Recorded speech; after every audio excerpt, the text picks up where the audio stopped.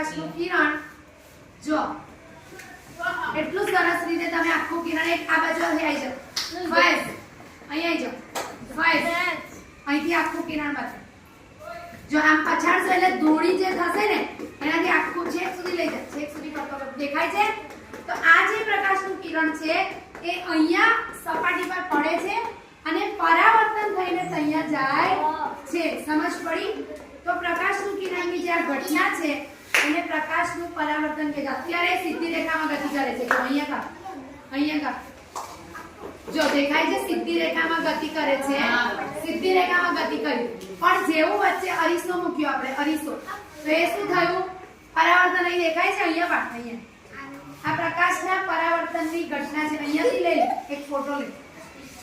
આ પ્રકાશના પરાવર્તનની ઘટના છે જો કેટલી સુંદર રીતે આપણને જોવા મળે છે દેખાય ને તો આ ઘટનાને પ્રકાશનું પરાવર્તન કહે છે એટલે પ્રકાશનું કિરણ સપાટી પર પડે છે અને પછી બીજી દિશામાં પાછું ફેંકાય છે